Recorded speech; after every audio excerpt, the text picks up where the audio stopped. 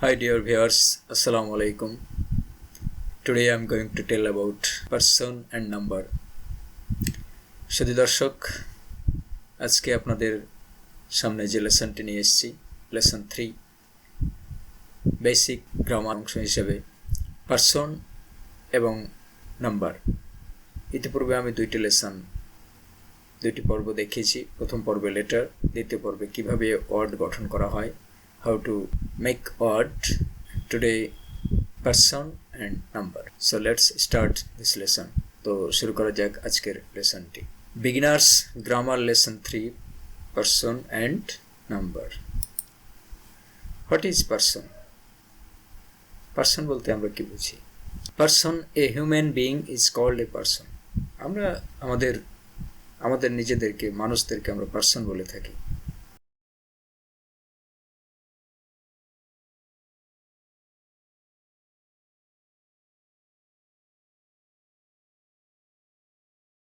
How to make sentence subject plus verb plus object or other words.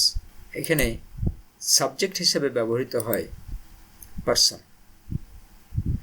Subject হিসেবে যারা ব্যবহৃত হয় তারা হচ্ছে পারসন। তো পারসন কত রকমের আমরা দেখে নেই, কত প্রকার। Types of person. There are 3 types of person. First person, second person, third person. First person কোনগুলো আমরা দেখে নিই। Singular, plural. সিঙ্গুলার হিসেবে ব্যবহৃত হয় আই, প্লুরাল হিসেবে ব্যবহৃত হয় উই।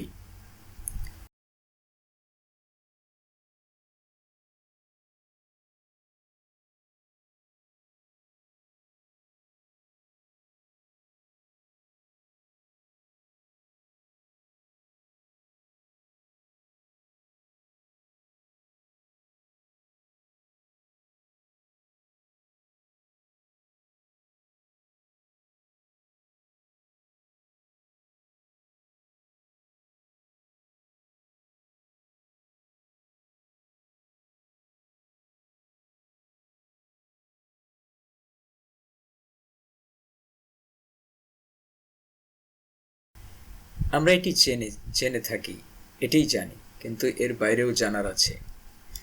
আই বেশিরভাগ সময় প্লুরাল হিসাবে ব্যবহৃত হয়। প্লুরাল হিসাবে কিভাবে ব্যবহৃত হয় আমরা সেন্টেন্সে ব্যবহার করে দেখাবো। যখন ইউজ করব সেন্টেন্সে তখন প্লুরাল হিসাবে, এটি আমরা উদাহরণ দিয়ে দেখাবো। সেকেন্ড পারসন সিঙ্গুলার হচ্ছে ইউ, প্লুরালও ইউ, তুমি, তোমরা।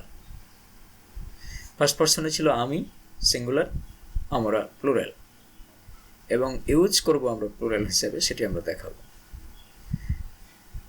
সেকেন্ড পারসন ইউ একটি মাত্র ওয়ার্ড, যেটি সিঙ্গুলার হিসাবে ব্যবহৃত হয়, প্লুরাল হিসাবে ব্যবহৃত হয়। Third person, second person you যেটা তুমি আমরা সিঙ্গুলার বলি, সেটিও কিন্তু প্লুরাল হিসাবে ব্যবহৃত হয়। Third person singular he, she, it, any name, যে কোনো নাম।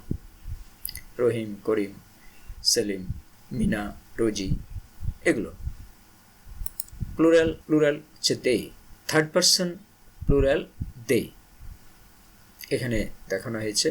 আমরা এগুলোর ব্যবহার দেখব এবং কখন আই প্লুরাল হিসাবে ব্যবহৃত হয়, ইউ প্লুরাল হিসাবে ব্যবহৃত হয়, সেগুলো আমরা দেখব। এখানে কিছু রিমার্ক করার মতো, উল্লেখ করার মতো রয়েছে, যেমন অল সাবজেক্টস আর third person except I, we and you. All subject হিসেবে যারা ব্যবহৃত হয় সকলেই থার্ড পারসন, এক্সেপ্ট ব্যতিক্রম হচ্ছে আই, উই এবং you.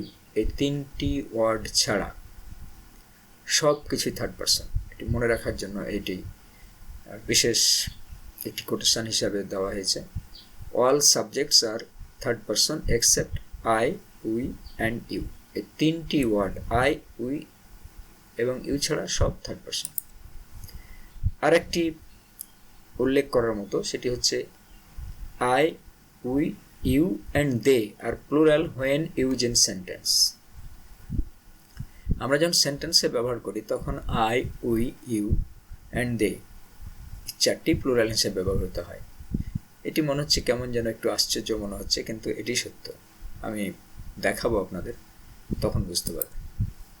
All subjects are third person singular except I, we, you and they। 4টি ছাড়া, 4টি ওয়ার্ড ছাড়া, I, we, you and they 4টি ওয়ার্ড ছাড়া all subjects are third person singular। একবচন। সিঙ্গুলার হচ্ছে একবচন, প্লুরাল হচ্ছে বহুবচন। একবচন কি? একবচন সিঙ্গুলার হচ্ছে একজন মাত্র ব্যক্তি বা একটি বস্তুকে বোঝাবে সিঙ্গুলার। প্লুরাল বোঝাতে একাধিক ব্যক্তি বা একাধিক বস্তুকে বোঝাবে, তো প্লুরাল। অল সাবজেক্টস আর থার্ড পারসন সিঙ্গুলার, অর্থাৎ পারসন এখানে আমরা বাংলায় পুরুষ হিসেবে ব্যবহার করতে পারি পারসনকে। তৃতীয় পুরুষ, থার্ড পারসন, তৃতীয় পুরুষ, সিঙ্গুলার, একবচন। Except I, we, you and they, এই 4টি ছাড়া সবগুলো হচ্ছে থার্ড পারসন সিঙ্গুলার, সব সাবজেক্ট। এবার আমরা একটু ভিন্ন একটি কথায় চলে যাই। সিঙ্গুলার নেম, যে কোনো নেম, যে কোনো নাম আমরা সাবজেক্ট হিসেবে ব্যবহার করি সিঙ্গুলার। যেমন বয়, পেন, টেবিল, রাজু। এখন এগুলোকে আমরা প্লুরাল করব কিভাবে? এস বা ইএস যোগ করে প্লুরাল করতে পারি। আবার name plus and plus name, নামের সাথে অ্যান্ড যোগ করে আরেকটি নাম যোগ করে যদি যুক্ত হয় তাহলে পরেও প্লুরাল হয়ে যায়। নামের সাথে এস যোগ করে বা ইএস যোগ করে নয়, নামের সাথে অ্যান্ড এবং আরেকটি নাম যোগ করে প্লুরাল হয়। আমরা উদাহরণ দিয়ে দেখাই। Boy singular, boys plural, S যোগ হয়েছে। Pen singular, pens plural. Table singular, tables plural. Raju singular. Raju and Meena, Raju name, and যোগ হয়েছে ওর সাথে, plus Meena, Raju plus and plus Meena, এই 3টে মিলে একটা সাবজেক্ট যদি হয় এটি প্লুরাল হিসেবে ব্যবহৃত হবে। এখন ভার্বের প্লুরাল ফর্ম আমরা দেখি। V1 বা ভার্ব 1, যেটি ভার্বের মূল ফর্ম বলা হয়, যেমন গো, ইট, রাইট, ডু, এইগুলো কিন্তু ভার্বের প্লুরাল ফর্ম হিসেবে আমরা ব্যবহার করি। ভার্বের প্লুরাল ফর্ম, এর সাথে এস বা ইএস যোগ করে হয় গোজ, ইটস, রাইটস, ডাজ, এগুলো কিন্তু সিঙ্গুলার ফর্ম। আসলে আমরা নাউন বা সাবজেক্টের প্লুরাল ফর্ম দেখেছি, কিন্তু ভার্বের প্লুরাল ফর্ম কেন বলছি? যে প্লুরাল ফর্মটা ভার্ব সাবজেক্ট প্লুরাল হলে ব্যবহৃত হয়, সিঙ্গুলার ফর্ম সাবজেক্ট সিঙ্গুলার হলে ব্যবহৃত হয়। সেই জন্য এখানে বলা হচ্ছে গো, ইট, রাইট, ডু, এগুলো হচ্ছে ভার্বের প্লুরাল ফর্ম, এবং এস বা ইএস যোগ করে আমরা করতে পারি সিঙ্গুলার। অর্থাৎ নাউনের বা নেমের সম্পূর্ণ উল্টা। আমরা যে সাবজেক্ট সিঙ্গুলার নেম ছিল, বয়, পেন, টেবিল, রাজু, এগুলো এস বাই এস যোগ করে সিঙ্গুলার হয়েছিল, কিন্তু ভার্বের সাথে এস বাই এস যোগ করলে, মূল ভার্বের সাথে এস বাই এস যোগ করলে ওটি সিঙ্গুলার ফর্ম হয়। গোজ, ইটস, রাইটস, ডাজ, সিঙ্গুলার হয়ে যায়। সাবজেক্ট যদি সিঙ্গুলার হয়, ভার্বের সিঙ্গুলার ফর্মগুলো ব্যবহার হবে। যেমন বয়ের পরে গোজ, পেন, টেবিল, রাজু, এগুলোর পরে সিঙ্গুলার ফর্ম ব্যবহার হবে। আর সাবজেক্ট যদি প্লুরাল হয় তাহলে ভার্বের প্লুরাল ফর্ম, যেমন boys, go, pens, tables, Raju and Meena, eat, write, এই ধরনের মূল ফর্ম বা মূল ভার্বগুলো ব্যবহার হবে। এগুলো প্লুরাল সাবজেক্ট যদি প্লুরাল হয়, বহু বচন হয়, তার সাথে গো, ইট, রাইট, ডু, এগুলো ব্যবহৃত হবে।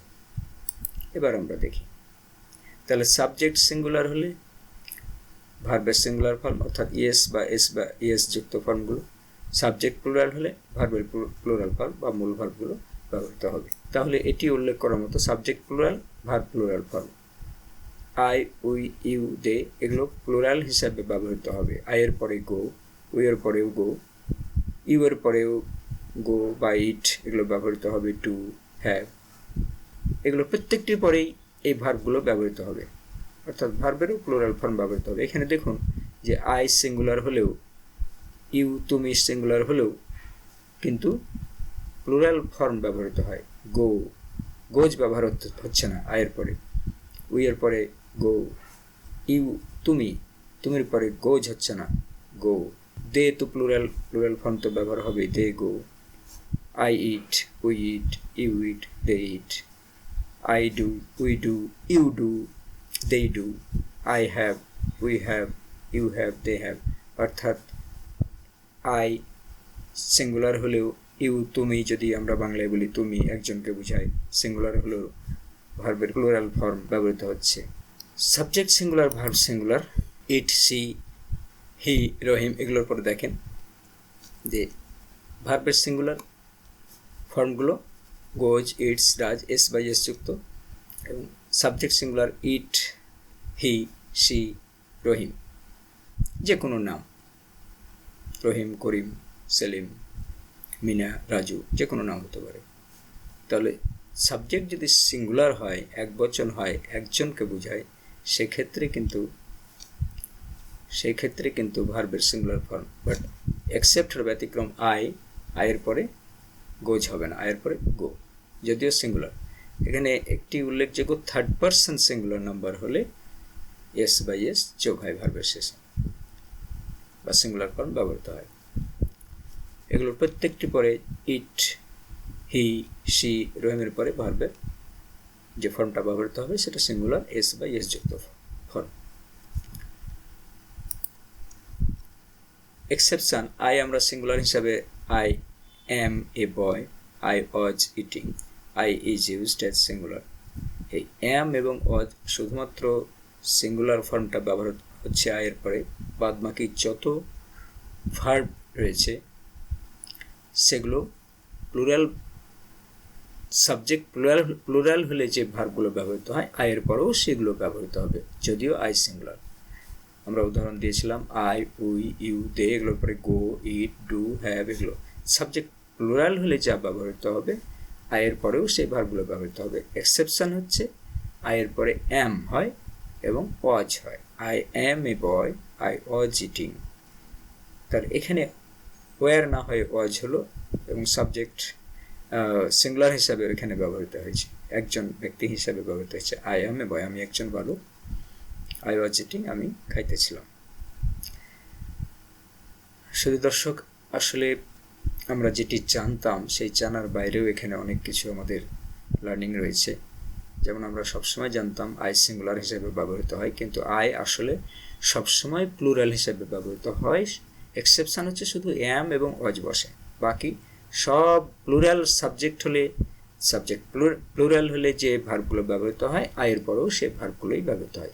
এক্সেপশন শুধু অ্যাম এবং ওয়াজ, এছাড়া বাকি সমস্ত অক্সিলিয়ারি ভার্ব বা মূল ভার্ব যাই ব্যবহৃত হোক না কেন, সাবজেক্ট প্লুরাল হলে যে ভার্বগুলো ব্যবহৃত হবে আয়ের পরেও তা ব্যবহার হবে। ইউ যদি তুমি অর্থে ব্যবহৃত হয় তারপরেও তাই ব্যবহৃত হবে, প্লুরাল ফর্মেই ব্যবহৃত হবে।